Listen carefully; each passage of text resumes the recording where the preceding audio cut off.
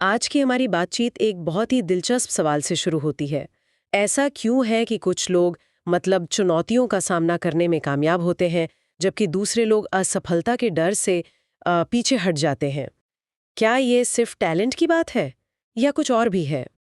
इस सवाल की तह तक जाने के लिए हमारे पास स्टैनफोर्ड यूनिवर्सिटी की मशहूर मनोवैज्ञानिक कैरल ड्वेक के शोध पर आधारित कुछ बेहतरीन अंश हैं। उन्होंने दशकों तक माइंडसेट यानी हमारी मानसिकता की ताकत पर स्टडी की है। तो आज हम यही समझने की कोशिश करेंगे कि हमारी काबिलियत के बारे में हमारे जो विश्वास हैं वो कैसे हमारी जिंदगी के हर पहलू पर असर डालते हैं, चाहे वो स्कूल हो, स्पोर्ट्स का मैदान हो, हमारा ऑफिस हो या फिर हमारे रिश्ते। बिल्कुल। और ये एक बहुत ही ज़रूरी सवाल है, क्योंकि ये हमारी सफलता की पूरी परिभाषा को ही बदल देता है। ये बातचीत दो तरह की सोच के इर्द-गिर्द घूमेगी। एक जो मानती है कि हमारी क्षमताएं पत्थर की लकीर हैं, और दूसरी जो मानती है कि उन्हें मेहनत से विकसित किया जा सकता है। और इन दोनों के बीच का अंतर सच में चौंकाने वाला है। चलिए तो फिर इसे खोलकर देखते हैं। ड्वेक कहती हैं कि दो तरह की मानसिकताएं होती हैं। पहली है फिक्स्ड माइंडसेट, या जिसे हम कह सकते हैं नियत मानसिकता। ये क्या है? तो देखिए, नियत मानसिकता वाले लोग ये मानते हैं कि हमारी बुद्धि, हमारा टैलेंट, हमारी पर्सनालिटी, ये सब कुछ जन्म से तय होता है। इसे बदला नहीं जा सकता। इसलिए उनके लिए हर सिचुएशन एक इम्तिहान की तरह होती है। एक टेस्ट की तरह। हाँ, एक टेस्ट। उन्हें लगता है कि दुनिया लगातार उन्हें जज कर रही है, और उन्हें हर बार खुद को स्मार्ट या टैलेंटेड साबित करना ही होगा। मतलब उनके लिए हर काम एक परफॉर्मेंस है, सीखने का मौका नहीं। बिल्कुल। और इसी वजह से ऐसे लोगों के लिए फेलियर एक बहुत बड़ी चीज बन जाती है। उन्हें लगता है कि बस ये एक दाग है जो कभी नहीं मिटेगा, और ये साबित करता है कि वे काबिल ही नहीं है। अच्छा। इसका एक क्लासिक उदाहरण ड्वेक के एक अध्ययन से मिलता है। उन्होंने कुछ छात्रों से पूछा कि अगर उन्हें किसी मिड टर्म परीक्षा में C+ ग्रेड मिले तो वे क्या करेंगे।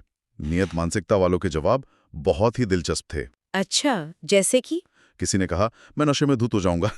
किसी ने कहा, मैं बहुत सारा चॉकलेट खाऊंगा। अरे। एक ने तो यहां तक कहा कि मैं किसी ऐसे को ढूंढूंगा जिसने मुझसे भी खराब स्कोर किया हो। वे उस ग्रेड को अपनी काबिलियत पर एक परमानेंट धब्बे की तरह देख रहे थे। मतलब वे प्रॉब्लम को सॉल्व नहीं कर रहे थे। नहीं, वे प्रॉब्लम को सॉल्व करने के बजाय अपनी फीलिंग्स को मैनेज करने में लग गए।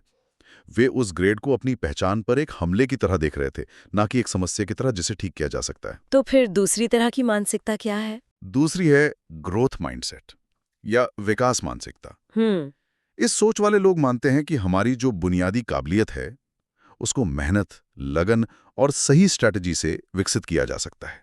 हाँ, ये सच है कि लोगों का शुरुआती टैलेंट और एप्टीट्यूड अलग-अलग हो सकता है, लेकिन मेहनत से कोई भी आगे बढ़ सकता है। उनके लिए चुनौतियां डराती नहीं, बल्कि उन्हें रोमांचक लगती हैं। और असफलता? वो असफलता को अंत नहीं, बल्कि सीखने की प्रक्रिया का एक जरूरी हिस्सा मानते हैं। तो उन्हीं C+ ग्रेड वाले छात्रों में जिनके पास ग्रोथ माइंडसेट था, उन्होंने कैसे रिएक्ट किया? उनके जवाब एकदम अलग थे। उन्होंने कहा, मैं अगली परीक्षा के लिए और ज्यादा मेहनत से या शायद अलग तरीके से पढ़ाई करूंगा, या मैं ये समझने की कोशिश करूंगा कि परीक्षा में क्या गलत हुआ और उसे सुधारने का संकल्प लूंगा। वाह।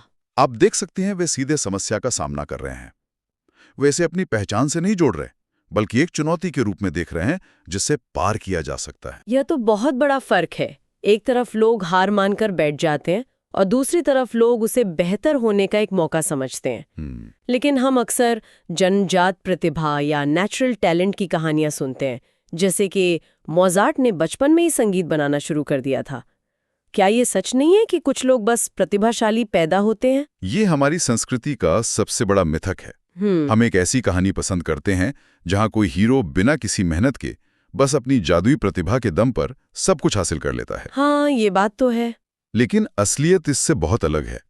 शोध से पता चलता है कि मोजार्ट ने 10 साल से भी ज्यादा की कठिन मेहनत और प्रैक्टिस के बाद वो रचनाएं बनाई जिन्हें आज हम मास्टरपीस मानते हैं। 10 साल? हाँ, यहां तक कि चार्ल्स डार्विन, जिन्हें हम एक जीनियस मानते हैं, उनका काम भी दशकों की मेहनत, ऑब्जर्वेशन और दूसरों के सहयोग का नतीजा था।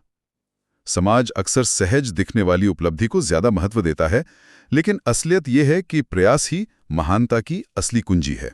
इसका मतलब ये हुआ कि जब हम किसी को नेचुरल या गॉड गिफ्टेड कहते हैं, तो हम अनजाने में उनकी सालों की मेहनत को नजरअंदाज कर रहे होते हैं। ठीक कहा।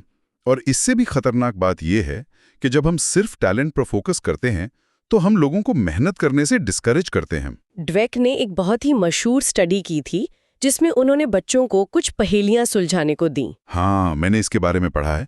ये वही स्टडी है ना जिसमें बच्चों की तारीफ की गई थी? वही। पहेलियां सुलझाने के बाद आधे बच्चों की बुद्धिमत्ता की तारीफ की गई। उनसे कहा गया, वाह, तुम इसमें बहुत अच्छे हो, तुम जरूर बहुत स्मार्ट हो। और बाकी आधे बच्चों की? बाकी आधे बच्चों की उनके प्रयास के लिए तारीफ की गई। वाह, तुमने बहुत मेहनत की, तुमने वाकई कोशिश की। और इसका नतीजा तो हैरान करने वाला था। मतलब तारीफ करना भी बच्चों के लिए नुकसानदेह हो सकता है। ये तो सुनने में थोड़ा अजीब लगता है। हम तो हमेशा बच्चों को तुम बहुत स्मार्ट हो कह के ही प्रोत्साहित करते हैं। बिल्कुल। और यही इस शोध का सबसे चौंकाने वाला नतीजा था। जब आप स्मार्ट होने की तारीफ करते हैं तो आप एक पहचान बना देते हैं जिसे बच्चा खोने से डरता है।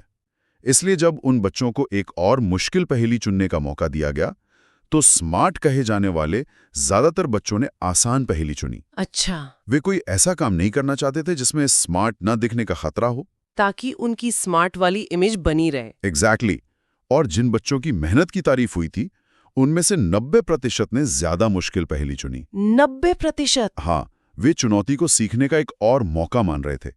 यहां तक कि जब उन्हें ऐसी पहेलियां दी गई जो उनकी उम्र के हिसाब से बहुत मुश्किल थीं, तो स्मार्ट बच्चों ने हार मान ली और उन्हें लगा कि वे असल में स्मार्ट हैं ही नहीं। और मेहनती बच्चों ने? वही मेहनती बच्चों ने और ज्यादा कोशिश की और उन्हें उस प्रक्रिया में मजा भी आया। वाह, मतलब हम जिसकी तारीफ करते हैं, काबिलियत की या कोशिश की, वो तय करता है कि कोई चुनौतियों का सामना करेगा या उनसे भागेगा। खेलों की दुनिया से भी इसका कोई उदाहरण है? एक बेहतरीन उदाहरण बेसबॉल खिलाड़ी बिली बीन का है। अगर किसी ने मनी बॉल फिल्म देखी है तो वो उन्हें जानते होंगे। हाँ, देखिए। बिली बीन अपने समय के सबसे टैलेंटेड युवा खिलाड़ियों में से एक थे। स्काउट्स उन्हें नेचुरल कहते थे। लेकिन उनमें एक फिक्स माइंडसेट था। हर बार जब वो असफल होते, चाहे एक छोटा सा स्ट्राइक आउट ही क्यों ना हो, तो वो बहुत गुस्सा हो जाते थे। हाँ, वो गुस्से से अपना बल्ला फेंक देते थे।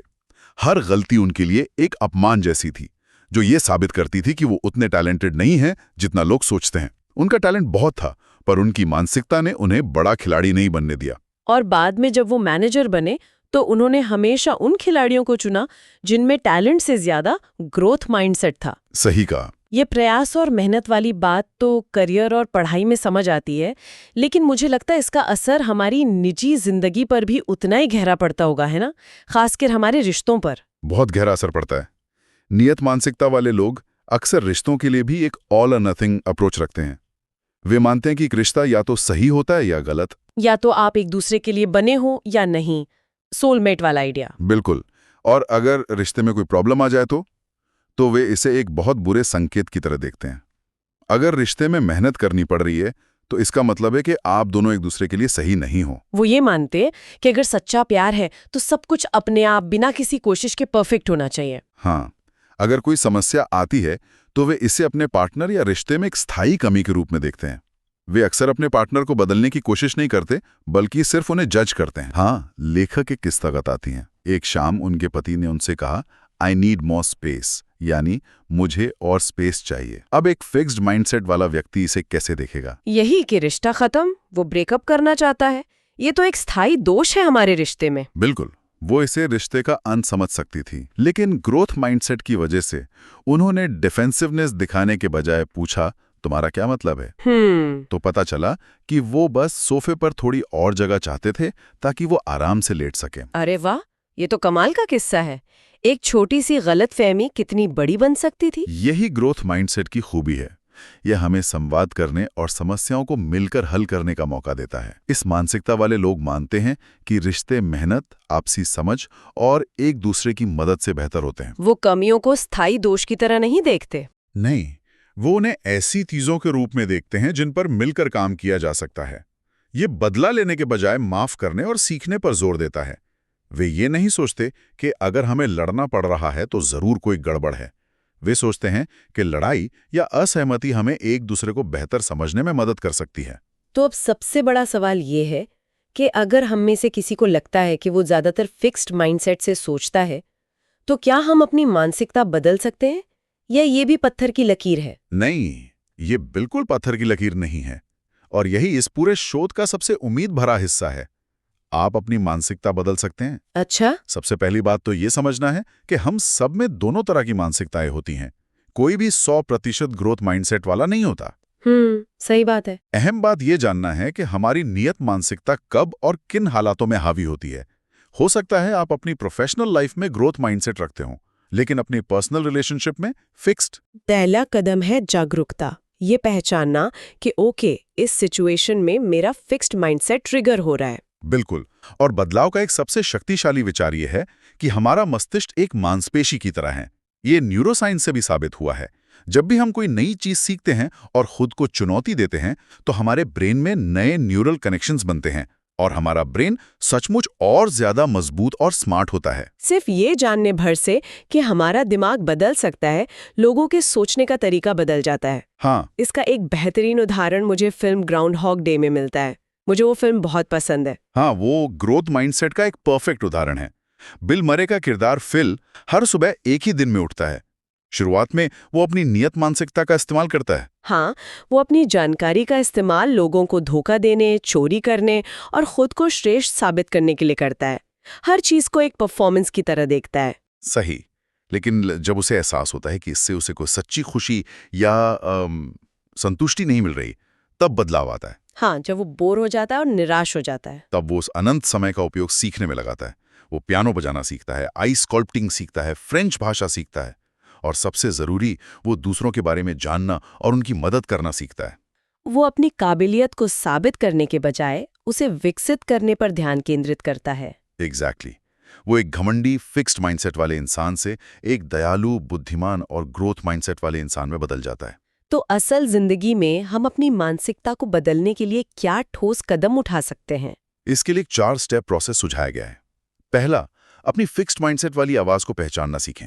वो आवाज जो चुनौती के वक्त हाँ, जो कहती है क्या होगा अगर तुम फेल हो गए, सब तुम पर हंसेंगे, या जो गलती होने पर कहती है ये तुम्हारी गलती नहीं है, उसकी वजह से हुआ। ठीक है। दूसरा स्टेप क्या है? दूसरा, ये समझना कि आपके पास एक चॉइस है। आप उस फिक्स्ड माइंडसेट की आवाज को सुन सकते हैं या आप उसे ग्रोथ माइंडसेट के नजरिए से जवाब दे सकते हैं। और तीसरा स्टेप होगा उस आवाज को जवाब देना। हाँ, जब फिक्स्ड माइंडसेट की आवाज कहे क्या तुम वाकई ये कर सकते हो, तो आप ग्रोथ माइंडसेट की आवाज से जवाब दें, मैं पक्का नहीं कह सकता, पर मैं कोशिश जरूर कर सकता हूं और इससे कुछ नया सीखूंगा। या जब वो आवाज किसी और की सफलता देखकर कहे वो मुझसे ज्यादा टैलेंटेड है, तो आप कहें मैं उससे सीख सकता हूं कि उसने ये कैसे किया। और चौथा और आखिरी step, take action. Growth mindset के हिसाब से एक्शन ले, चुनौती को स्वीकार करें, प्रयास को महत्व दें, आलोचना से सीखें और दूसरों की सफलता से प्रेरणा लें। धीरे धीरे प्रैक्टिस के साथ आपकी डिफॉल्ट प्रतिक्रिया ग्रोथ माइंडसेट वाली बन जाएगी। तो आज की इस गहरी पड़ताल से जो बात निकल कर आ रही है वो ये है कि हमारी मान्यताएं सिर्फ हमारे दिमाग में बैठे विचार नहीं हैं। नहीं, वे उस दुनिया का निर्माण करती हैं जिसमें हम रहते हैं। हमारी सबसे बड़ी काबिलियत शायद ये सीखना है कि काबिलियत बदली जा सकती है। ये चुनना कि हम चुनौतियों को खतरे के रूप में देखते हैं या अवसर के रूप में, हमारे जीवन की पूरी दिशा तय कर सकता है। बिल्कुल सही। और जाते जाते सुनने वालों के लिए एक विचार छोड़ जाते हैं। जरूर। शोध ये भी बताता है कि कभी कभी लोग किसी चीज में इसलिए पूरी तरह से डूब जाते हैं, उसमें माहिर हो जाते हैं, क्योंकि उसमें अच्छे नहीं होते। वो उस चुनौती को स्वीकार करते हैं। अच्छा, ये तो बहुत दिलचस्प बात है। तो सोचिए उस एक चीज के बारे में जिसे आपने हमेशा से करना चाहा है, लेकिन इस डर से कभी नहीं किया कि आप उसमें नेचुरल नहीं है।